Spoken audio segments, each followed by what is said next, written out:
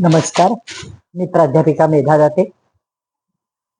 चातुर्मास्य भागवत सेवेमधील आज आपला 36वा दिवस. श्री गणेशाय नमः. श्री सरस्वत्ये नमः. ओम नमो भगवते वासुदेवाय. ओम नमः शिवाय. सुखम शयाना निलये निजेपि नामानि विष्णु प्रवदन्ति मर्त्याः. ते निश्चितं तन्मयतां व्रजन्ति गोविंद दामोदर माधवेति. श्रीकृष्ण राधा वर गोकुलेश गोपाल गोवर्धननाथ विष्णु. जिह्वे पिबस्वामृतमेतदेव गोविंद दामोदर माधवेति. गोपाल कृष्ण भगवान की जय. श्रीमत् शंकर देशिकेंद्र भगवान ज्ञानेश योगेश्वर सन्मार्गी जनलावण्याक्षितला आले तुको बापरे. साई दास गणू समर्थ वहिया संत व्रजा भीतरी. ठाके तो प्रभु हो प्रसन्न मजत्या सर्वांसवे श्रीहरी. गोपाल कृष्ण भगवान की जय. हिरण्यकश्यपूने आपल्या मातेला दितीला आणि भावजईला जो उपदेश केला तो आपण काल पाहिला. आता हे सगळं सांगून झाल्यावर त्यांना ज्ञान देऊन झाल्यावर त्याला प्रचंड भावाची आठवण येते आणि मग त्याला असं वाटतं की अरे आपण बसून हातावर हात धरून बसलो तर काहीच होणार नाहीये. त्या विष्णूचा बंदोबस्त तरी करायलाच हवाय. त्याला अद्दल घडवायला हवी. काय करू आणि तपश्चर्या करायला हवी. घोर तपश्चर्याशिवाय पर्याय नाही असं त्याचं तो मनाने ठरवतो आणि त्याप्रमाणे आता सगळ्यांना म्हणजे घरातल्यांना सांगतो मी तपश्चर्येला चाललोय. आणि पुन्हा मग तो उठून निघून जातो. नारदजी म्हणजे हे सगळं युधिष्ठिराला नारदजी सांगतायत. शिशुपालाने दंतवक्राच्या मृत्यूच्या वेळेस जो प्रश्न विचारला युधिष्ठिराने त्याच्या वेळेस की आता हिरण्यकश्यपूने विचार केला की मी म्हणजे आता त्याला व्हायचंय बरं का. भगवान विष्णू अजय आहेत, अमर आहेत, अजर आहेत, संसाराचे एकमात्र सम्राट आहेत. तसं मी का बनू नये आणि मला काय अशक्य आहे. मी सगळं करू शकतो. म्हणजे प्रचंड त्याच्या स्वतःबद्दल एक त्याला कॉन्फिडन्स असतो आणि त्याला असं वाटायला लागतं की म्हणजे फाजील विश्वास म्हणता येईल हा. पण तो म्हणतो की नाही मी निश्चित हे करू शकतो आणि मी विष्णूचं जे हे आहे ते संपूर्ण माझं त्रैलोक्यात माझं एकछत्र अंमल असला पाहिजे. आणि मग त्यासाठी तो मंदराचलाच्या घाटीत जातो. अत्यंत दारुण तप करतो. एक म्हणजे तिथं हात वर उचलतो, दोन्ही हात वर करून आकाशाकडे बघत आणि पायाच्या अंगठ्याने पृथ्वीवर दाब देत असा तो उभा राहतो. म्हणजे कमीत कमी देहाचा म्हणजे शरीरावर उभा राहायचं, पायाच्या पावलावर ते सुद्धा पुढच्या पंजावर अशा टाईप असा उभारतो आणि घोर तपश्चर्या सुरू करतो. हा एक नाही दोन नाही अन्न पाण्या वाचून शेकडो वर्ष त्यांनी तप केलेलं आहे. निश्चित तप हे श्रेष्ठ आहे त्याचं, त्याबद्दल काहीच वाद नाही. पण त्याच्या मागची प्रेरणा वाईट आहे त्यामुळे त्याला म्हणजे ते निषिद्ध असं म्हणायला पाहिजे. त्याच्या जटा ज्या होत्या त्या जणू प्रलयकालीन सूर्याची किरण असं वाटत होतं, अशा चमकत होत्या. तो खूप दिवस त्यांनी तप केल्यावर त्याच्या तपाचा प्रभाव असा झाला की त्याच्या मस्तकामधनं धुरासगट अग्नीच्या ज्वाळा बाहेर पडायला लागल्या. आणि तो तरी तपातच लीन होता पण त्याच्या शरीराचा दाह इतका वाढला की आसपास सगळीकडं म्हणजे प्रचंड दाह व्हायला लागला. देवता सगळ्या घाबरल्या. त्या ब्रह्मदेवाकडे गेल्या आणि म्हणल्या अरे हे किती असह्य व्हायला लागले आम्हाला. दशदिशात जणू आग लागल्यासारखं झालंय. द्वीप आणि पर्वतांसहित पृथ्वी डगमगायला लागली आहे. नद्या समुद्र खवळलेत आणि ही जी आग आहे हा काय प्रकार आहे. हा हिरण्यकश्यपू नक्की कोणत्या हेतूने तपाला बसलाय. किती वर्षानुवर्ष झाली त्याचं तप थांबलेलं नाहीये. म्हणून ते ब्रह्मदेवाकडे आलेले आहेत. ब्रह्मदेवाला म्हणतात तुम्ही नक्कीच ते जाणत असाल तर कृपा करून त्याच्याकडे चला आणि ते सगळं थांबवा आता. काय चाललंय त्याचं, हे केवढं तप म्हणजे घोर आहे. म्हणजे ही अशी उष्णता वाढते. आता निर्गुण उपासना करतो, निर्गुण म्हणल्यापेक्षा सगुण जरी असला तरी त्यांनी ध्यान धारणेत स्वतःला लीन करून घेतलंय, मन एकाग्र केलंय आणि जंगलामध्ये जाऊन तो करतो. रामकृष्ण परमहंस जे होते, म्हणजे अगदी 100-200 वर्षातली ही गोष्ट आहे. ते सगुण उपासक होते कालीमातेचे आणि ते इतके म्हणजे आकांत मांडायचे, आई दर्शन दे, आई दर्शन दे, गडाबडा लोळायचे त्या मंदिरात. म्हणजे खूप बेचैन होत असतात त्यांना दर्शन देत नसते कालीमाता तेव्हा. आणि त्यांचं ते तप इतकं उग्र होतं, इतकं उग्र होतं की त्यांच्या जवळ जरी कोणी गेलं तरी त्यांच्या शरीराचा तो दाह थांबत नसे. आणि त्याच्यामुळं त्यांना कित्येक वेळा अशी काही भूक लागे, म्हणजे त्या उष्णतेचे खूप परिणाम असतात. अनेकांना शेजारून गेल्यावर आपल्या शरीरातनं असं प्रचंड गरम वायूचा प्रवाह गेल्यासारखे जाणीव होत होती. आणि ज्यावेळेस ते जेवायला, अशा तपश्चर्येचा प्रचंड प्रभाव असताना जेव्हा ते जेवायला बसत, नाही तर इतर वेळे ते खूप अत्यंत जुजबी खात, थोडस खात, खूप कमी खायचे. त्यांना असं जिव्हा लोलुपण होतं. ते बंगाली मिठाई, छमछम वगैरे जे होते संदेश, ते त्यांना विशेष पसंत असायची. तेवढं घ्यायची आणि मग पुन्हा जेव्हा त्याचा आपल्याला लोभ होतोय जाणवलं तेव्हा त्यांनी ते हातात घेतले, एका हातात माती घेतली आणि मनाला म्हटलं की अरे मना, हे बघ हे संदेश, हे बघ हे चमचम, आणि हे बघ ही माती. त्याच खूप हे खाल्ल्यावर शेवटी काय होतं माहितीये ना, हे मना, अरे ही अशी विष्ठेच्या रूपाने नंतर अशी मातीच होणार आहे, तर तू आता त्याचा लोभ सोड, असं म्हणून त्यांनी प्रयत्न केले. हा भाग वेगळा, पण त्यांच्या तपाचा, त्यांच्या त्या सगुण उपासनेचा प्रचंड ताप त्यांना होत होता. आणि त्याच्यामुळं माताजींनीच नंतर एकदा बोलताना सांगितलेलं आहे, आणि स्वतः ठाकूरांनी ते बोललेलं, की ते इतकं ते दाह होत असल्यामुळे अन्न कितीही खाल्लं तरी ते जळून जायचं, कितीही खाल्लं तरी ते पचायचं, म्हणजे खाल्ल्यासारखंच वाटायचं नाही. 4-4, 5-5 माणसांचे जेवण ते एकटे जेवले तरी ते जेवल्यासारखं वाटायचं आणि पोट रिकामच वाटायचं. मग त्यांनी माताजींना असं सांगून ठेवलं एकदा, की मग अशा वेळेस एक मधाचं बोट साठवा आणि मला अत्यंत सुवासिक अशी मोगरीचे, जाईच्या जुईच्या फुलांच्या माळा अंगावर घाला. आणि तो संत माळा का घालतात हे मी त्यांचं ते चरित्र वाचल्यावर माझ्या लक्षात आलं. प्रत्येक संतांच्या किंवा भगवंताच्या सदैव माळा असतात देहावर, शरीरावर.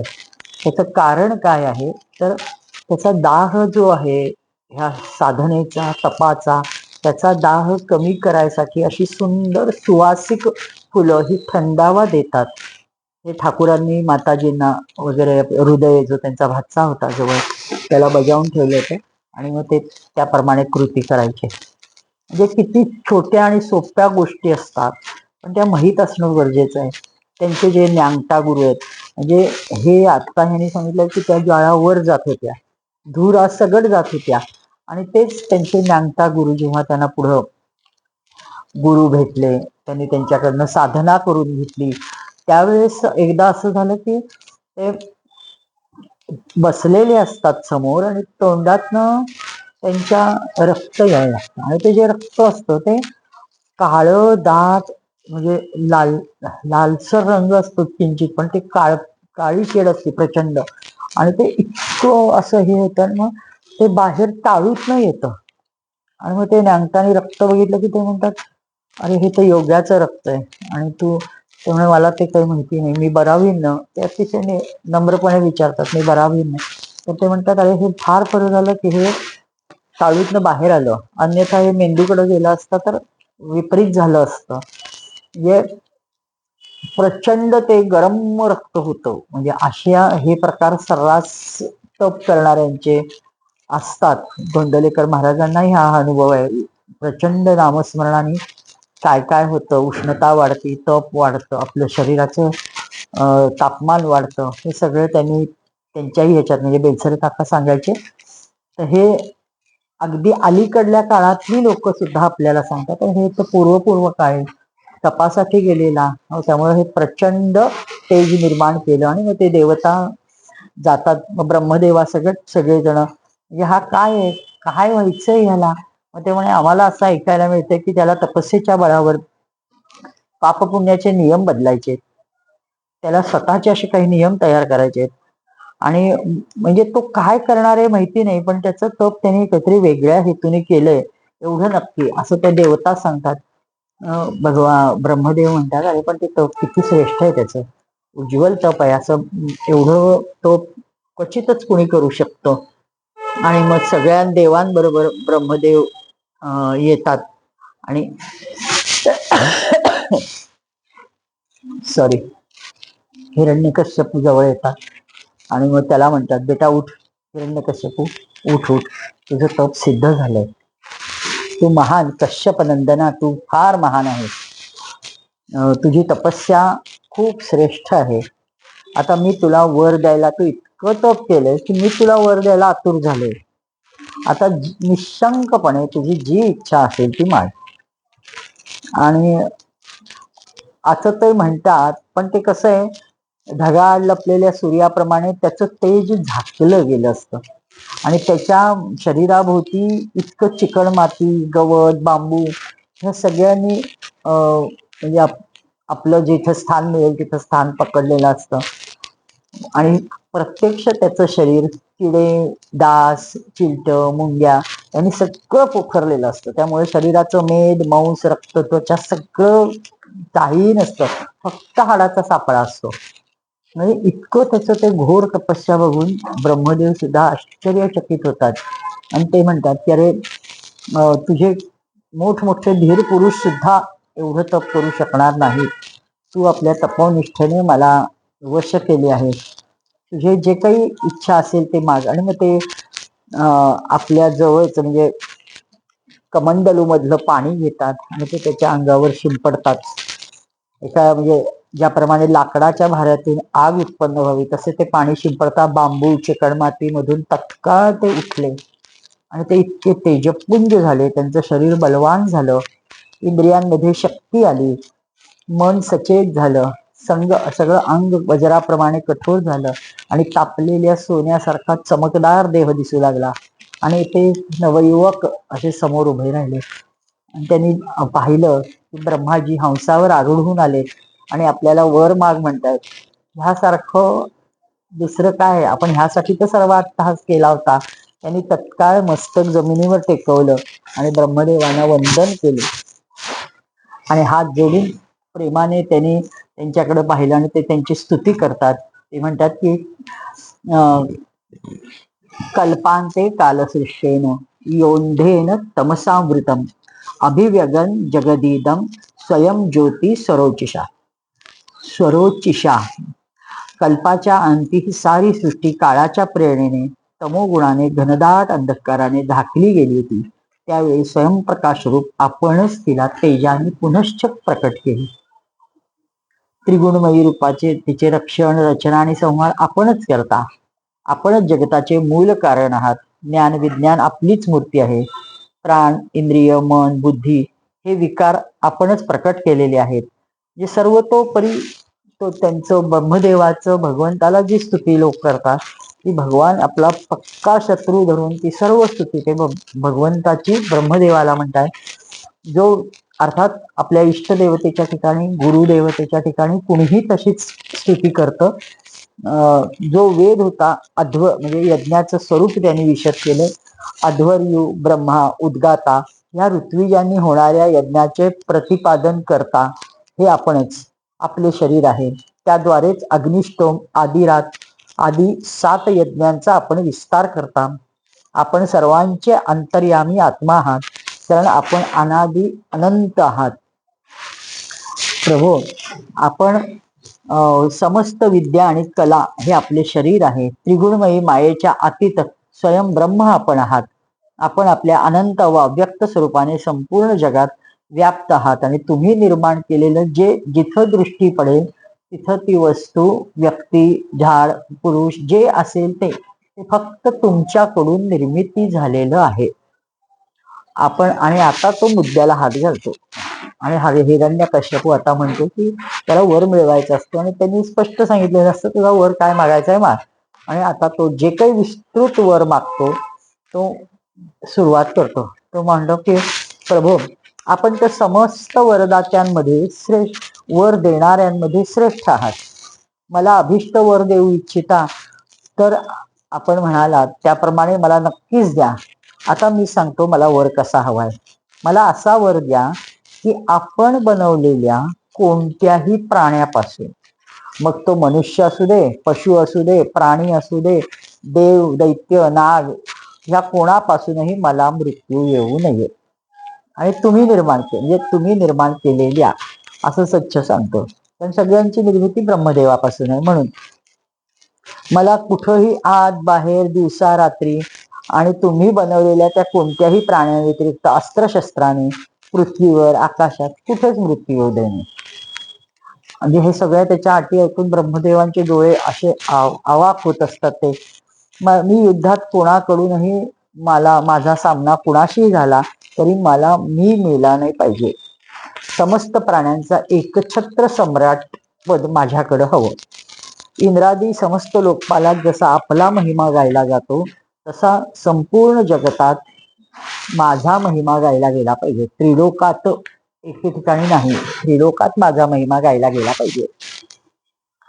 मग नारदजी आता युधिष्ठिराला सांगताय की जेव्हा हिरण्यकश्यपूने ब्रह्माजींना अशा प्रकारे दुर्लभ वर मागितले तेव्हा विस्मित झाले ब्रह्माजी प्रथम. पण म्हणाले की अरे मीच तुला सांगितलंय पण वर माग. आता मी विवश आहे. मला हा तुला वर तू जो काही मागितलायस तो देणं क्रमप्राप्त आहे. बेटा तू जर मला वर मागत आहेस तो जीवासाठी खूप दुर्लभ आहे. पण दुर्लभ असला तरी अशक्य नाहीये. कारण तू माझ्यासमोर ती इच्छा प्रकट केली आहेस आणि मी तुला वर माग असं म्हणलं होतं. त्यामुळे मी तुला हे क्रमप्राप्त असल्यामुळे तुला हा वर देतो. ब्रह्माजीने वरदान कधीही खोटे होणार नाही. त्याला एवढा आनंद होतो मी हा तुला वर देतो म्हटल्यावर की त्याला असं वाटायला लागतं आता आपण म्हणजे आपल्याला मृत्यूच नाही. असं आपण अजन्म आहोत. म्हणजे जे भगवंताला पदवी लावतात तसं आपण मृत्यू नाही असे झालोय. ते समर्थ भगवत स्वरूप आहेत. वरदान मिळाल्यावर हिरण्यकश्यपूने मग त्यांची पूजा केली आणि वरदान दिल्याबद्दल पुन्हा पुन्हा त्यांच्या चरणावर मस्तक ठेवलं आणि प्रजापतीकडून मग ब्रह्मदेव संतुष्ट झाले आणि ते प्रजापती समवेत असे होते. त्यांच्याकडनं स्तुती ऐकत ऐकत ते ब्रह्मलोकी निघून गेले. आणि इकडं हा वर प्राप्त झाल्यावर मात्र प्रचंड उद्दाम झाला. तो आपल्या म्हणजे पृथ्वीवर पावलं टाकत धाड धाड धाड धाड आपण जे काही मिळवलंय ते त्रैलोक्यच साम्राज्य मिळवलंय. आता आपल्याला काहीच कुणी अपोज करणारं नाही, म्हणजे विरोध करणारं नाही. त्या वेगळ्याच भावनेने तो त्या महादैत्याने समस्त दिशा, तीनही लोक, देवता, असुर, नरपती, गंधर्व, गरुड, सर्पसिद्ध, चारण, विद्याधर, ऋषी, पितरांचे अधिपती, मनु, यक्ष, राक्षस, पिशाच, प्रेत, भूतपती समस्त प्राण्यांच्या राजांना जिंकून वश केलं आणि सगळ्यांना आपलं अंकित बनवलं. इथपर्यंत की त्या विश्वविजयी दैत्याने लोकपालांचे शक्ती व स्थान हिरावून घेतले. सर्व देवता स्थानभ्रष्ट झाल्या. स्वर्गात त्यांनी स्वतःच स्थान निर्माण केलं. आता तो नंदनवन आदी दिव्य उद्यानांच्या सौंदर्याने युक्त स्वर्गात राहू लागला. त्यांनी मृत्यू लोकावर नुसती नजर टाकायचा, फिरून जायचा, पण आपला निवास स्वर्गात ठेवला. प्रत्यक्ष विश्वकर्म्याने बनवलेले इंद्राचे भवन त्यांनी स्वतःचे निवासस्थान केले. त्या भवनात तिन्ही लोकीचे सौंदर्य मूर्तिमान निवास करत होते. त्या सर्व संपत्तीचा स्वतःला एकमात्र तो भोगता समजू लागला.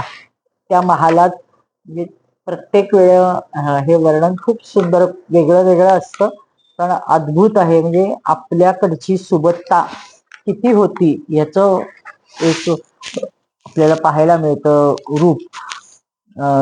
त्या महालात गुंजांची शिडी होती, म्हणजे पायऱ्या होत्या, पाचूची गच्ची होती, स्फटिकाच्या भिंती होत्या, वैदुर्य मण्यांचे खांब होते, माणकाच्या खुर्च्या होत्या आणि रंगीबेरंगी झुंबरे होती. दुधाच्या फेशासारख्या शय्या होत्या जिच्यावर अत्यंत सुंदर मुलायम मोत्यांच्या झालरी लावल्यामुळे ते खूप शोभायमान दिसत होते. सर्वांग सुंदर अप्सरा आपल्या नुपुरांच्या रुणझुण आवाजाने ध्वनी करत इतस्ततः फिरत होत्या आणि रत्नमय भूमीवर त्या थांबून आपले सौंदर्य त्या रत्नामध्ये न्याहाळत होत्या. त्या महेंद्राच्या महालात महाबली महामनस्वी हिरण्यकश्यपू सर्व लोकांना जिंकून सर्वांचा एकछत्र सम्राट बनून मोठ्या स्वतंत्रतेने विहार करू लागला. त्याचे शासन खूप कठोर होते.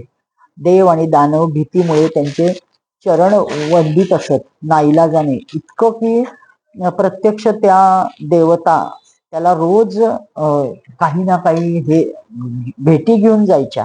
फक्त ब्रह्मा विष्णू महेश जायचे नाहीत असं वर्णन केलंय. बाकी सर्वजण त्या भेटी घेऊन त्यांच्या पुढे जायचे. जेव्हा तो इंद्रासनावर बसत असे तेव्हा विश्वावसू तुंबरू अगदी मी स्वतः असं नारद सांगतायत, आम्ही सर्व त्याच्या समोर गात असू. गंधर्व सिद्ध ऋषीगण विद्याधर अप्सरा पुन्हा पुन्हा त्याची स्तुती करत असत. युधिष्ठिरा, तो इतका तेजस्वी होता की वर्णाश्रम धर्माचे पालन करणारा पुरुष जे मोठमोठ्या दक्षिणेत यज्ञ करत तो त्यांच्याकडून यज्ञाच्या आहुती हुसकावून घेईल. म्हणजे कुठल्या त्याचं तेज केवढं होतं हे आपल्याला पाहायला मिळतं. पृथ्वीच्या 7 द्वीपात त्याचे अखंड राज्य होते. सर्व जागांमधून पेरल्या म्हणजे भूमाता त्याला इतकी द्यायची की पेरल्याशिवाय अन्न द्यायची. म्हणजे असंही घडू शकतं. हे अद्भुत त्याच्या राज्यात घडलेलं हिरण्यकश्यपूच्या. जी त्याला इच्छा मनात येईल ती इच्छा अंतरिच्छातून आपोआप त्याची पूर्ण केली जायची. या गोष्ट त्याला प्राप्त व्हायची. आणि ज्या आकाश त्याला वेगवेगळ्या आश्चर्यजनक गोष्टी सांगून मनोरंजन करीत असे. खारे पाणी, मध, तूप, उसाचा रस, दही, दूध आणि गोड्या पाण्याचे समुद्र आपल्या पत्न्या नद्यांसहित तरंगाद्वारे त्याच्याकडे रत्नाच्या राशी पोचवत. पर्वत आपल्या घाटीच्या रूपात त्याला खेळण्यासाठी जागा करून देत. वृक्ष सर्व ऋतूत फळत राहत. फुले झाडे फुललेली असत. तो एकटाच सर्व लोकपालांच्या गुणांचा आस्वाद घेत होता. अशा प्रकारे एक छत्री सम्राट होऊन आपल्या प्रिय असणारे विषय स्वच्छंद उपभोगत होता. इतक्यानी पण त्याची तृप्ती होऊ शकत नव्हती, कारण शेवटी तो इंद्रियाचा दास होता. आणि अशा ह्याच्यात भगवंताचा त्या रूपातही तो भगवंताचा पार्षद आहे की ज्या संतादीने शाप दिला होता. त्यामुळं तो ऐश्वर्याच्या मदाने मस्तवाल होत होता. घमेंडीने चूर होऊन शास्त्र मर्यादांचे उल्लंघन करत होता. पाहता पाहता खूप काळ जीवनाचा निघून गेला.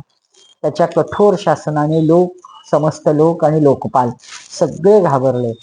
आणि ते आता कुणाकडे आश्रयाला जायचं म्हणून भगवंताला मनोमन सर्वजण शरण गेले. जिथे सर्वात्मा जगदीश्वर श्रीहरी निवास करतात, जो प्राप्त करून शांत तसेच निर्मळ संन्यासी महात्मा परत येत नाही, त्या वैकुंठ धामात जाऊन त्यांनी भगवंताची प्रार्थना केली. या भावाने आपल्या इंद्रियांना संयमित केले व मनाला समहित करून खाणे पिणे झोपणे सोडले आणि संपूर्ण निर्मळ मनाने सगळ्यांनी एकजुटीने भगवंताची आराधना केली. कारण त्रासच तेवढा होत होता. आणि एक दिवस अचानक त्यांना धीर गंभीर प्रचंड मोठ्या आवाजात आकाशवाणी ऐकायला आली. त्याच्या ध्वनीने दिशा गुंजायमान झाल्या आणि साधूंना अभय देणारी वाणी अशी होती की त्या आकाशवाणीने सांगितलं, श्रेष्ठ देवतांनो, भिवू नका. तुम्हा सर्वांचे कल्याण असो. माझ्या दर्शनाने प्राणांना परम कल्याणमयी प्राप्ती होते. भगवान बोलतायत ना त्यांना. त्या दुष्ट दैत्याच्या नीचपणाची मला पहिल्यापासून माहिती आहे. मी त्याला नष्ट नक्की करेन. फक्त अजून प्रतीक्षा करा. यदा देवेषु वेदेषु गोषु विप्रेषु साधुषु धर्मे मायम च विद्वेष स वा आशु विनश्यती. कोणताही प्राणी जेव्हा तो देवता, वेद, गाय, ब्राह्मण, साधू, धर्म आणि प्रत्यक्ष माझ्याशी वैर करू लागतो, तेव्हा त्याचा तत्काळ विनाश हा अट्टळ आहे. जेव्हा हा आपला वैरहीन शांत महात्मा पुत्र प्रल्हादाशी द्रोह करेल आणि त्याचा अनिष्ट करू इच्छेल, तेव्हा वराने शक्ती संपन्न असून सर्व बाजूनी सुरक्षित स्वतःला ज्या वरामुळे तो समजतो तसं असून सुद्धा मी त्याचा योग्य वेळ वध करीन. फक्त त्याला वेळ आहे. तुम्ही शांत व्हा. असं आकाशवाणी झाल्यावर सगळ्यांचा उद्वेग थांबतो. सगळे आनंदित होतात आणि आपापल्या घरी जातात. युधिष्ठिरा, दैत्यराज हिरण्यकश्यपूचे फार विलक्षण असे 4 मुले होती. त्यात प्रल्हाद सर्वात लहान होता, परंतु गुणाने फार मोठे प्रल्हाद होते. म्हणजे ते फार संतसेवी होते. ब्राह्मण भक्त, सौम्य स्वभाव, सत्यप्रतिज्ञ, जितेंद्रिय, तसेच सर्व प्राण्यांबरोबर आपल्यासारखे वर्तन करणारे, सर्वांना एकमात्र प्रिय व खरे हितैषी कोण होते तर ते प्रल्हाद होते. त्यामुळं त्याचं आचरण फार सुंदर असेल. तो मोठ्या लोकांच्या चरणी सेवकाप्रमाणे वाकून राहील, गरिबांवर पित्याप्रमाणे स्नेह करेल, बरोबरच्यांशी भावाप्रमाणे प्रेम करेल, गुरुजनांवर भगवत भाव ठेवेल, विद्या, धन, सौंदर्य, कुलीनता सगळ्यांनी संपन्न असून तो अतिशय सामान्य माणसासारखा राहील. कितीही भले मोठे संकट आले, दुःख झाले तरी तो घाबरणार नाही. परलोकासंबंधी त्याने ऐकलेले व पाहिलेले खूप काही असेल. भगवंताचे गुण अनंत आहेत, त्याप्रमाणे प्रल्हादाच्या श्रेष्ठ गुणांच्या सीमा नसेल. महात्मा लोक सदैव त्याचे म्हणजे गोडवे गात राहतील. हे सगळं भगवंतांनी त्याच्या म्हणजे प्रल्हादाबद्दल माहिती दिलेली आहे. युधिष्ठिरा, तसे तर देवता त्यांचे शत्रू आहेत, पण भक्तांचे चरित्र ऐकण्यासाठी जेव्हा त्यांची सभा होते तेव्हा दुसऱ्या भक्तांना प्रल्हादासारखे असे संबोधून त्यांचा सन्मान करताय. त्यांचा महिमा वर्णन करण्यासाठी अगणित गुण सांगण्याची गरज नाही, केवळ एक गुण सांगायला बास आहे. ते महान भगवत भक्त होते. ते जन्मजात, अभिजात, स्वाभाविक असे श्रीकृष्ण चरणांशी एकरूप होते, एकनिष्ठ होते. एवढे सांगितले तरी पर्याप्त आहे. युधिष्ठिरा, प्रल्हाद लहानपणीच खेळणे हुंदडणे सोडून भगवत ध्यानात तन्मय होत असत. भगवान श्रीकृष्णाच्या अनुग्रह रूपी ग्रहाने त्याला असे खेचले होते की त्याला जगताची शुद्धच नसे. त्यांना असे वाटे की भगवान मला आपल्या मांडीवर घेऊन आलिंगन देत आहेत. तो खाताना, पिताना, चालताना, उठताना, बसताना इतर गोष्टीकडे लक्ष नसे. म्हणजे हे सगळं त्याच्याबद्दलची माहिती सांगतायत की तो फक्त भगवंतात निमग्न असेल. कधी कधी भगवान मला सोडून निघून गेले या भावनेने त्यांचे हृदय इतके डुबे की ते जोर जोरात रडायला लागे.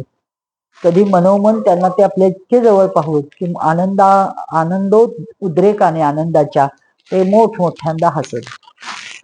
हे सर्व भाव म्हणजे ठाकूरांच्या बाबतीत झालेले बरं का, रामकृष्ण परमहंसांच्या बाबतीत, की त्याला असं वाटायचं कालीमाता आले. आणि त्याचा प्रचिती खूप म्हणजे काली मातेच्या मंदिरात एकदा राणी रासमतीचे ते पुजारी असतात. ते म्हणतात मला पुजारी पद, देवीची पूजा करायला खूप आवडेल, पण तिचे ते दागिने हे ते नाही सांभाळणार नाही, ते बघायला जर दुसरं कोणी असेल तर मी तो सांभाळतो. आणि मग ते त्यांचे रामकुमार मोठे भाऊ आणि बादशाह हृदय हे तयार होतात, मग ते पुजारी पद घेतात. हा पुजारी आल्यापासून देवीच्या मुखावर एवढं स्मित दिसतं.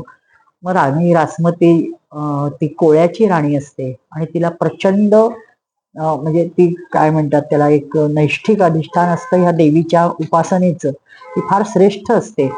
आपल्या गुणांनी सगळे लोक तिला विलक्षण मान द्यायचे आणि तिने पतीच्या मागून ते राज्य खूप सुंदर सांभाळलेलं असतं कलकत्त्याचा.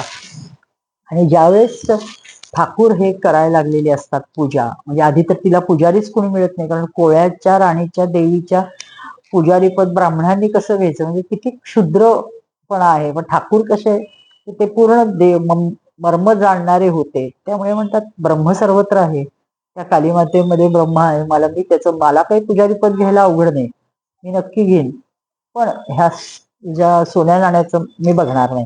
आणि म्हणून त्यांनी ते स्वीकारलं. ह्याच्यात तिला इतका आनंद असतो. म्हणजे रामकुमारांनी स्वीकारलं. पहिल्यांदा एकदा ठाकूर म्हणतात की आपले वडील ह्याला विरोध करायचे असं ते एकदा म्हणतात, पण ते जुजबी, कारण ते स्वतः ह्याच्या विरोधात असतात. ते म्हणतात ते जाणून असतात कारण सगळं, त्यामुळे कारण ते भगवंताचा अवतारच असतात एक प्रकारे. आणि मग हे राणी रासमतीला प्रत्यक्ष जाणवतं की देवीच्या मुखावर विलक्षण हास्य आहे. ठाकूर पूजा करून गेले की ती खूप हसते आहे, समाधानी आहे, शांत आहे, तिला खूप त्यामुळे आनंद होत असतो. एकदा तिथं देवेसमोर उभे असताना ते म्हणते की म्हणजे वाटण्यांचा विषय असतो की धाकटी मुलगी काय म्हणते, मोठी काय म्हणते, तिला मुलगा नसतो. ते असं मनात येतं. तर ठाकूर तिच्या समोर देवीची पूजा करत असतात. ते तिच्या चरणाला काही पायात पैंजण वगैरे घालण्याचं काम चालू असतं. ते एकदम राणीकडे वळतात आणि खाडकन मुस्काडात लपवतात.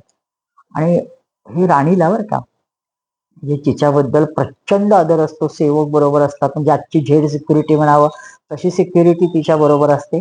आणि ते दोन शब्द कठोरतेने म्हणतात, इथंही तेच, मातेसमोरही तेच, असं जोरात ते म्हणतात. आणि राणी इतकी खजील होती की आपल्या आतला विचार त्यांना कळला ठाकूरांना, म्हणजे ह्या किती श्रेष्ठ पुजारी, त्याची ती मनोमन सुखावती. पण राणीला मारलंय म्हणून जेव्हा ते सिक्युरिटी त्यांची धावून ठाकूरांवर जाते, अरे तू पागल पुजारी म्हणत असतात त्याला, ते धावून जातात, अरे पागल पुजारी क्या कर रहा, म्हणून त्याच्यावर अंगावर जातात. तेव्हा राणी सगळ्यांना गप्प बसवते, गप्प बसा, तुम्हाला काय करायचंय, ठाकूर आणि आम्हाला माहितीये काय झालं ते. म्हणजे इतका दृढ विश्वास असतो. आणि त्याचे मथुर म्हणून आता हा भागवताशी संलग्न आहे विषय, भक्तिप्रेमाचा कसा उद्रेक असतो. म्हणजे तर आहे म्हणायचे की देवीच्या भगवंताच्या जवळ ते हसले खेळले की असं प्रल्हादाचं सांगितलंय तसं देवीच्या बरोबर हिंडायचे ठाकूर. आणि तो पॅसेज होता, आपण दक्षिणेश्वरी गेल्यावर आपल्याला पाहायला मिळतं. आणि एकदा मथुर बाबू म्हणजे जावई राणीचा, त्याला तो इंग्लंडमध्ये शिकून आलेले वगैरे उच्च विद्या विभूषित, त्यांना आपली सासू एवढी स्वतःला शहाणी समजणारी बाई ती ह्या पुजाऱ्याच्या का नादी लागली, असा सारखा प्रश्न पडायचा. आणि एकदा ते एक आराम खुर्ची टाकून मंदिराच्या एका ह्याच्यात बसलेले असतात ओरीमध्ये. आणि जेव्हा ठाकूर असंच मातेबरोबर गप्पा मारत काहीतरी बोलत संवाद करत असे चालत असतात, तर प्रत्येक वेळेस ते समोर येताना एक वेळ त्यांना अप्रत्यक्ष कालीमाता येते असं दिसतं, आणि फिरून चालले की ठाकूर चाललेत असं दिसतं. हे दोन दोनदा. आणि हा म्हणजे आंग्ल विद्या विभूषित, त्यामुळे अभिमान असतो त्यांना. त्याने चिमटे काढून बघतात मथुर बाबू स्वतःला की अरे काय हे खरंय का, काय दिसतंय मला, का भ्रम आहे. आणि पुन्हा त्यांच्याकडे बघितल्यावर ते तसंच, म्हणजे ते त्यांच्या नादात असतात ठाकूर. ते देवीशी काय संवाद चालू असतो, ते बोलणं त्यांचं त्यांचं चालू असतं. हे म्हणतात की अरे प्रत्यक्ष, आणि तिचे दागिने, तिच्या गळ्यातल्या माळा, तिचे अत्यंत सुस्मित रूप, म्हणजे असं खोटी काहीतरी देवी वाटली असं नाही, भ्रम झालाय असं नाही. पुन्हा पुन्हा जेव्हा हे पाहतात तेव्हा मात्र मथुर बाबू त्यांना शरण जातात आणि ते कायमचेच भक्त होतात. खूप सुंदर चरित्र आहेत ही सगळी त्यांची, आणि आत्ता ह्या 100-200 वर्षातली आहेत, त्यामुळे ती आपल्याला फार जवळची आहेत. पण ह्या भक्तीच्या उद्रेकाने ह्या गोष्टी सहज होतात की ज्या प्रल्हादाच्या बाबतीत सांगितलेल्या आहेत.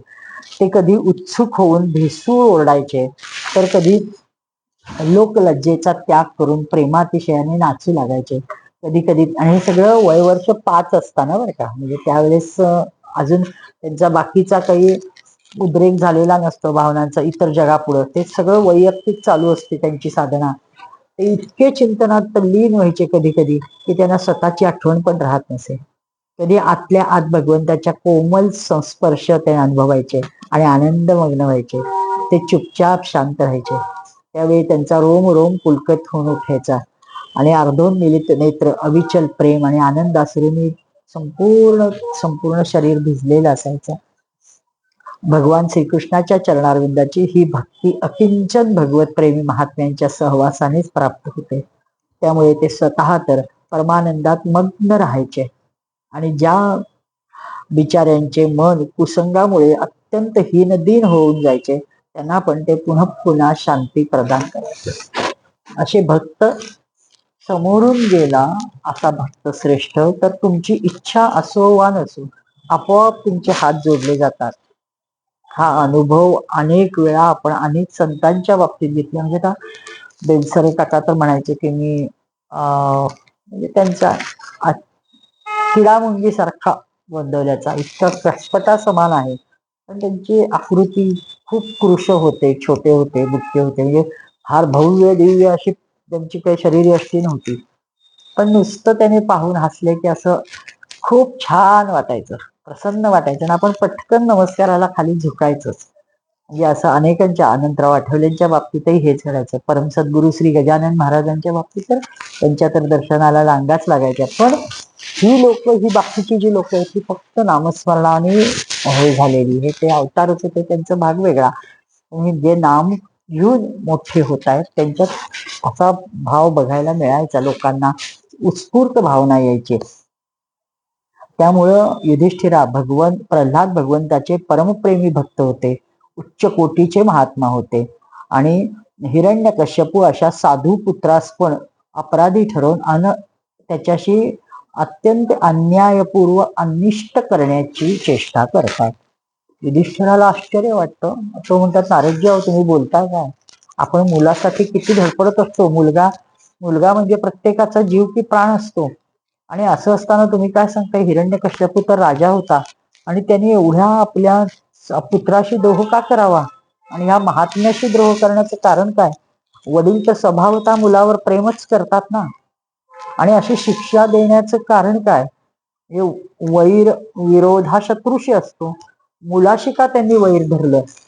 तर मग ते आता सांगतात की नारद मुनी सांगतात, युधिष्ठिरा, दैत्यांनी भगवान शुक्राचार्यांना आपले पुरोहित बनवलं. ते तर आपण सगळेजण जाणतो. पण त्यांना 2 मुले होती, षंड आणि अमर्क. ते दोघं राजमहालाजवळ राहून हिरण्यकश्यपू द्वारा पाठवण्यात आलेले नीती नियम निपुण बालक प्रल्हाद आदी त्याच्या वयाची जी सगळी मुलं होती त्या सगळ्यांना ते शिक्षण द्यायचे. आणि फक्त जे हिरण्यकश्यपूंनी सांगितलंय, राजा हिरण्यकश्यपू सर्वज्ञ, राजा हिरण्यकश्यपूच एकमात्र जगाचा आधार, म्हणजे ह्याच गोष्टी शिकवायच्या, बाकी देवाचं नाव घ्यायचं नाही. हे त्यांचा दैत्याचेच ते गुरु असतात शुक्राचार्य, त्यांचेच ते मुलं. त्यामुळे ते असंच शिकवायचे जे सांगितलंय त्याप्रमाणे. युधिष्ठिर, एक दिवस हिरण्यकश्यपूने म्हणजे प्रल्हाद शाळेतनं येतो आणि छोटा सुकुमार आणि तो भगवत भक्त असतो, चेहऱ्यावर खूप माधुर्य असतं त्याच्या, आणि इतकं प्रेम येतं हिरण्यकश्यपूला त्याला येताना बघून. आणि कुठं गेला होता? तर पाठशाळेत. अरे वा, काय शिकवलं सांग बरं. म्हणून ते जवळ मांडीवर घेऊन बसवतात आणि अगदी आग्रहाने गोड शब्दात हिरण्यकश्यपू विचारतात. मग प्रल्हाद सांगतो की बाबा, संसारातील प्राणी मी आणि माझे या खोट्या आग्रहात पडतात आणि उद्विग्न राहतात. अशा प्राण्यांसाठी मला हेच योग्य वाटते की आपल्या अधपतनाचे मूळ कारण गवताने झाकलेल्या अंधाऱ्या विहिरीसारख्या घरात सोडून वनात जाऊन फक्त भगवत चिंतन करावं. त्याला श्रीहरीला शरण गेलं पाहिजे. नारदजी म्हणतात, प्रल्हादाच्या तोंडून शत्रू पक्षाची एवढी उदो उदो ऐकतात आणि ते संतापतात, फाडकन त्याला खाली ढकलतात. अरे काय चाललंय? आणि लवकर बोलवा रे त्या गुरु, म्हणजे ह्यांच्या मुलांना दोघांना. मग त्यांना पाचारण केलं जातं आणि त्यांना विचारतात, हे काय झालं? ह्याला काय शिकवताय? कोणी शत्रूचा माणूस कोणी तिथं घुसलाय का बघा, विष्णूने कोणाला वेश बदलून पाठवलंय का बघा, हे असं काय चाललंय? हे सगळं वेगळंच बोलतायत. जेव्हा दैत्याने प्रल्हादास गुरुजींच्या घरात पोहोचवले तेव्हा पुरोहिताने म्हणजे त्यांना हे असलं त्याच्या डोक्यातलं काढून टाका म्हणून ते पुरोहिताच्याकडे पुन्हा पाठवतात आणि त्याला खूप त्यांना गोंजारतात, कारण राजपुत्र असतो शेवटी. आणि त्याला म्हणतात, ब्रेता प्रल्हाद, तुझं कल्याण आहे, पण तू खरं खरं सांग, खोटं बोलू नको. हे जे तुझी बुद्धी उलटी चालते, हे अशी का चालते? अरे कुलनंदन प्रल्हादा, सांग बरं, तुझं आम्ही गुरुजन तुला असं कधीतरी शिकवलंय का रे? अशी तुझी बुद्धी का भडकली आहे? तू विष्णूला देव किंवा परमात्म्याला देव असं काय म्हणतोयस?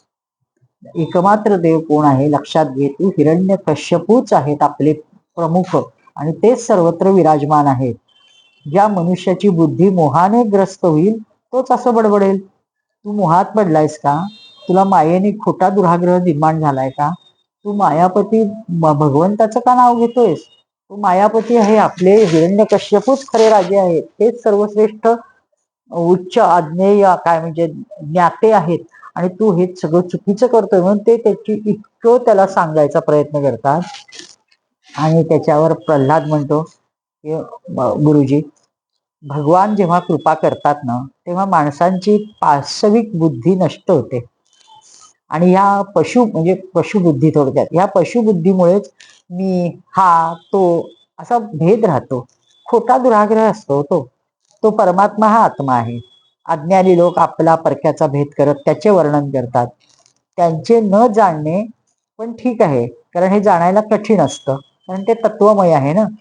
ही असली भाषा त्याच्या तोंडात ऐकून हे विस्मित होतात आणि गुरुजी पुढे ते म्हणतात, गुरुजी ज्याप्रमाणे चुंबकाजवळ लोखंड स्वतःहून आकर्षले जाते, त्याप्रमाणे भगवंताची स्वच्छंद इच्छाशक्ती माझे चित्त हिरावून घेते. मी स्वतः त्याच्याकडे जात नाही, मला माहिती नाही मी कसा तिकडे ओढला जातोय. नारदजी म्हणतात, ज्ञानी प्रल्हाद आपल्या गुरुजींना एवढं बोलून गप्प बसले. पुरोहित बिचारे राज्यसेवक जे आता काय करायचं कळत नाही, ते खूप घाबरून गेलेले असतात, कारण राजाचा प्रचंड धाक असतो ना त्यांना, काय करावं कळत नाही. मग ते म्हणतात, अरे कोणी देत आणा, हा कीर्तीला म्हणजे आमच्या गुरुकुलाच्या कीर्तीला कलंक आहे, याची अशी दुर्बुद्धी पुढं बुडव्याची कशी काय झाली, त्याला दंड दिला पाहिजे. हा म्हणजे खूप त्याच्याबद्दल त्याला शिव्या देतात, खूप हे करतात. आणि हा जो चंदनाच्या वनात काटेरी बाभूळ कशी आली, जो विष्णू ह्या वनाचे मूळ काटण्यासाठी कुऱ्हाडीचे काम करतो, त्या नादान बालक त्याचेच बोट धरतो. म्हणजे प्रत्यक्ष म्हणजे ते म्हणतात की हिरण्यकश्यपू विष्णू नावाचे, विष्णूच्या वनाचं मूळ कापायचं काम करतोय, इतका तो श्रेष्ठ आहे, आणि त्याच्याच कुळात हा असला कुलगुडव्या कुठनं आला. ते गुरु पण त्याला खूप अद्वा तद्वा बोलतात, शिव्या देतात. अशा तऱ्हेने गुरुजींनी तऱ्हेने त्याला रागवले, दडपले, धमकावले आणि धर्म अर्थात कामसंबंधी शिक्षण पुन्हा दिले.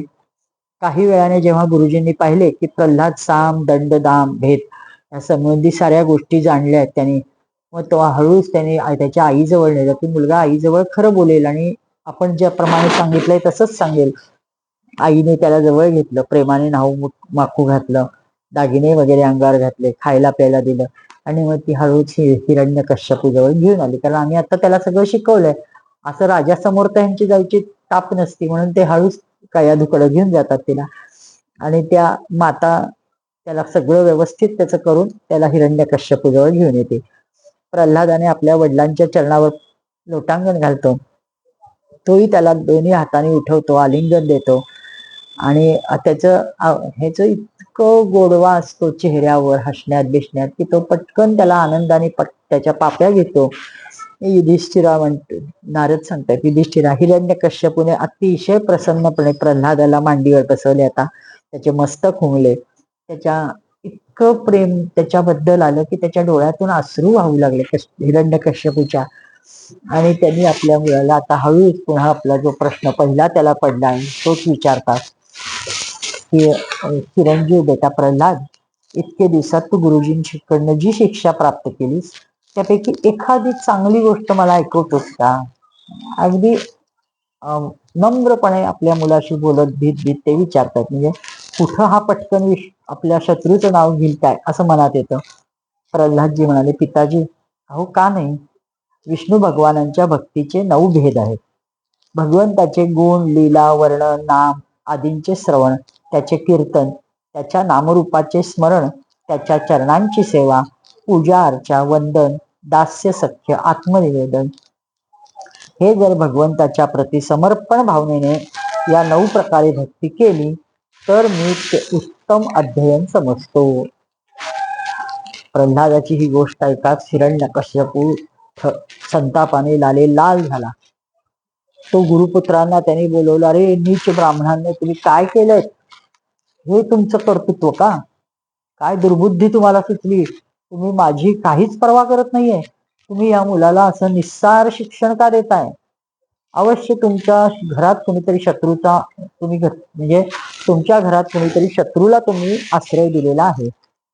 अशा दुष्टांची कमी नसते संसारात की जे असे फसवून मित्राचं रूप धारण करतात आणि गुपचूप शत्रूचे काम साधतात. त्यांचे पुतळ नेमके उघडे पडते. तसे चोरून पाप करणाऱ्यांचे पाप रोगाच्या रूपात प्रकटते. गुरुपुत्र म्हणाले, इंद्रशत्रू आपण शांत व्हा. म्हणजे त्यांनी अनेकदाच इंद्रशत्रू, भगवत शत्रू असं म्हटलेलं आहे, उपाध्या त्यांना दिलेल्या आहेत हिरण्यकश्यपूला.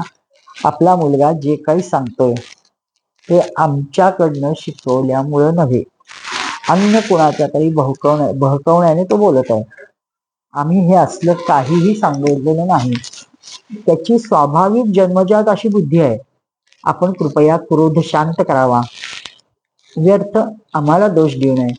नारदजी म्हणतात, आपला युधिष्ठिर जेव्हा गुरुजींनी अशा प्रकारे उत्तर दिले तेव्हा हिरण्यकश्यपू पुन्हा प्रल्हादाला विचारतात, काय रे जर तुला अशी ही अहित करणारी खोटी बुद्धी गुरुमुखातून मिळाली नाही तर तू सांग, हे तू कुणाकडनं शिकलास? ते आपल्या मुलाला अगदी विचारतात.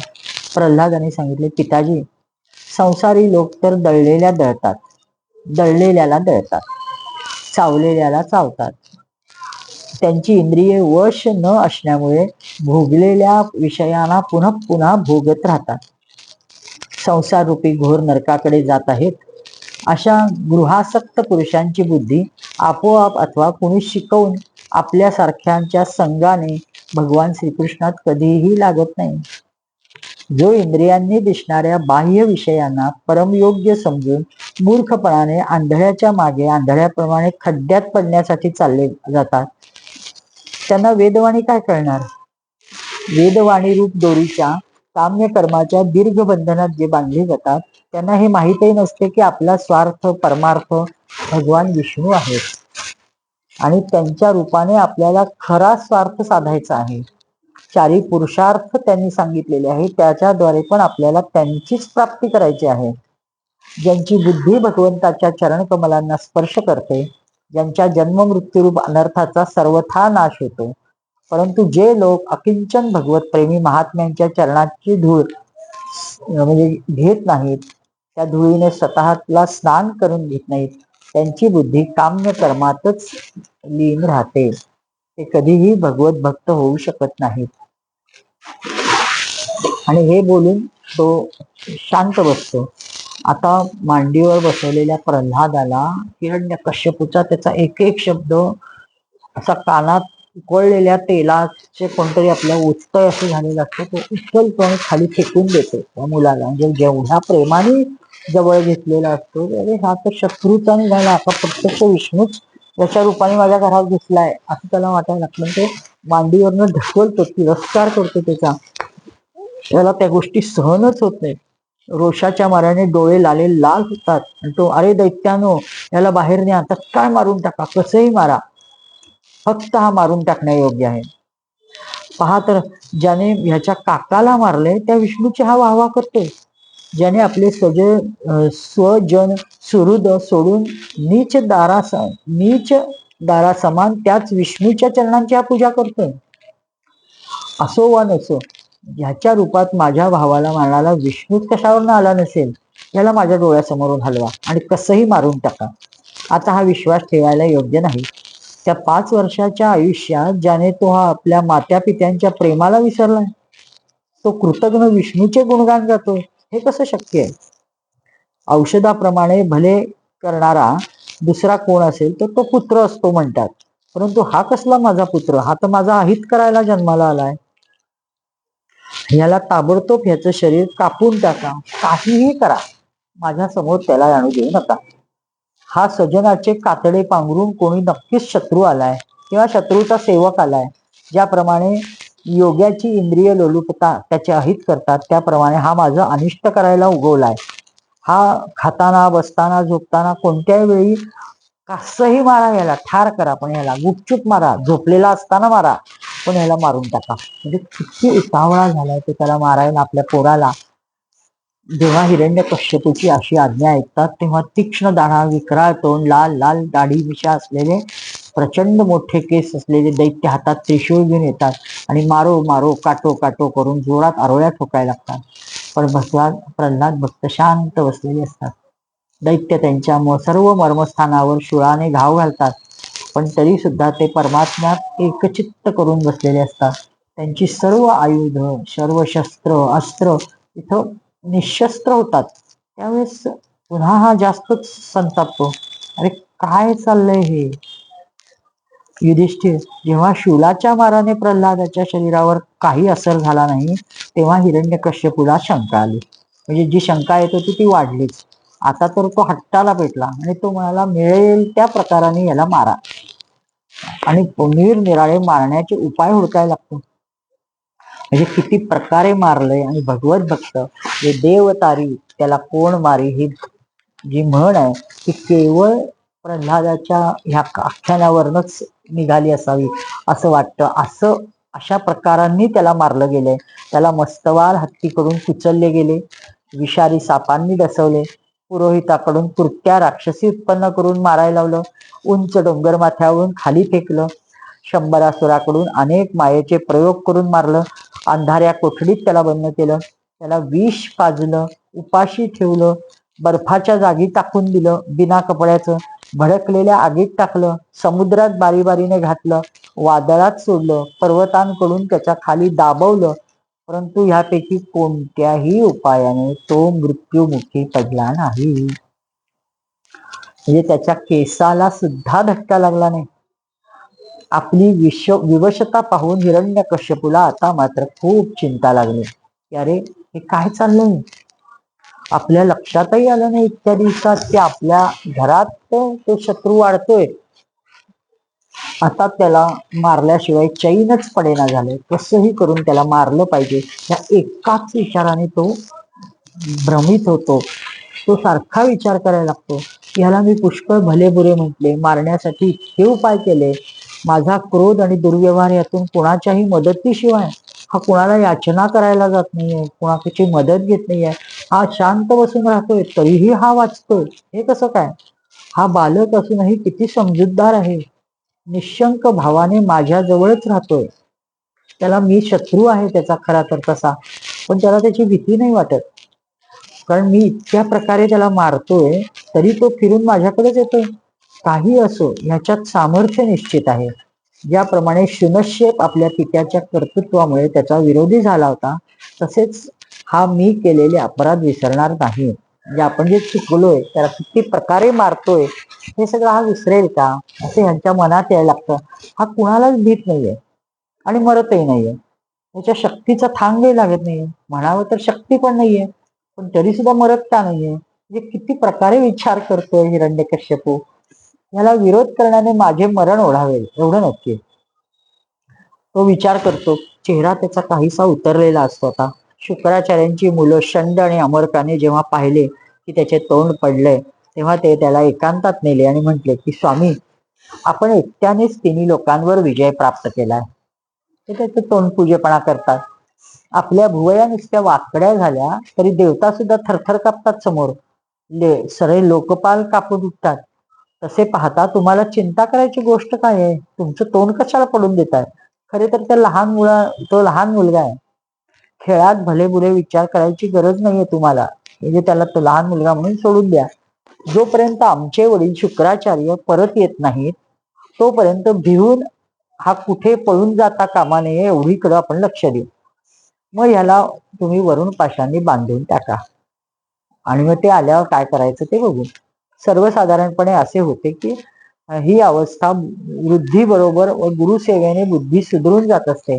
पण हा गुरुसेवा वगैरे खूप लांबची गोष्ट आहे. हा आपल्या शत्रूचाच माणूस निघालाय आणि हे शत्रूने खूप कुशलपणे त्याच्या मनात बिंबवलंय. आपण तिथं काही करू शकत नाहीये. त्यामुळे आता आमचे पिताजी शुक्राचार्य येईपर्यंत तुम्ही त्याला वरण पाशाने बांधा. हिरण्यकश्यपूला त्यांचा हा उपाय पटतो आणि त्यांनी बोललेल्या शब्दाला तो होय होय करतो. आपण खरंच मी त्रैलोक्याचा राजा आहे, मला काय भ्यायची गोष्ट आहे. आणि मग गुरुपुत्रांचा सल्ला मानून ह्याला या धर्माचा उपदेश करायला पाहिजे की जो गृहस्थ नरपती पाळतात, असं म्हणतो. नंतर तो पुरोहित त्यांना पुन्हा पाठशाळेत नेतो आणि खरं तर त्याला बांधणार असतात वरुण पाशाने, पण ते न बांधता त्यांना पाठशाळेत नेतात व पुन्हा एकदा त्याला क्रमशः धर्म, अर्थ, काम, मोक्ष न शिकवतात त्या तिन्हींचे शिक्षण देतात. 3 पुरुषार्थाचे शिक्षण देतात. प्रल्हाद नम्र सेवकाप्रमाणे सगळे ग्रहण करतो, परंतु गुरुची ती शिक्षा त्याला चांगली काही वाटत नाही. कारण ते फक्त धर्म, अर्थ, काम याचे शिक्षण देतात. असे शिक्षण त्या लोकांसाठी आहे की जे लोक राग, द्वेष आदी द्वंद्व विषय भोगात रस घेतात.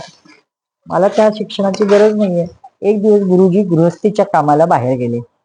सुट्टी मिळाल्यामुळे समवयस्क बालकांनी प्रल्हादाला खेळण्यासाठी ये ना प्रल्हाद म्हणून बोलावलं. नाहीतर त्याच्यावर इतका म्हणजे आक्षेप असायचा की त्याला कोणाच्यात मिसळू दिलं जायचं नाही. आणि न जाणो बाकीच्या मुलांना जर त्याने काही बोलला तर ती मुलं बहकायची असं वाटत असतं. प्रल्हादजी परम ज्ञानी होते. त्यांचे प्रेम पाहून त्या छोट्या मुलांना मधुर वाणीने त्यांनी आपल्या जवळ बोलवले. त्यांच्याकडून त्यांची जन्मरण गती पण चुकली नव्हती. त्यांच्यावर कृपा करून उपदेश करू लागले. युधिष्ठिर, हे सर्व अजून बालक होते. त्यामुळे रागद्वेष परायण विषय भोगी पुरुषांच्या उपदेशाने चेष्टेने त्यांची बुद्धी दूषित झालेली नव्हती. त्यामुळं प्रल्हादजींबद्दल उपजत राजकुमार म्हणून त्यांच्या मनात प्रेम आदर ही बुद्धी होती. सर्वांनी त्याला खेळण्याचे सामान त्याच्या समोर टाकले आणि प्रल्हादजींना त्याच्या जवळ जाऊन ते म्हणाले, चारी बाजूला बसले आणि ते म्हणाले की हे बघा ना, हे आपण खेळूया ना, चला. तर तो म्हणतो, हो तुम्ही बसा, मी काहीतरी मी सांगतो ते ऐका, असं म्हणून तो त्यांना उपदेश द्यायला लागला. प्रेमाने सगळेजण त्याच्याकडे एकटक बघत होते. भगवंताचे परमप्रेमी भक्त प्रल्हादाचे हृदय त्यांच्या प्रति प्रेम करुणा मैत्रीच्या भावनेने काठोकाठ भरलेले होते आणि त्याचा त्यांना एक विलक्षण आनंदाचा उद्रेक अंतःकरणातून सगळ्या मुलांच्या होत होता. आणि सगळ्यांना बसून प्रल्हाद आता तिचा उपदेश करतात.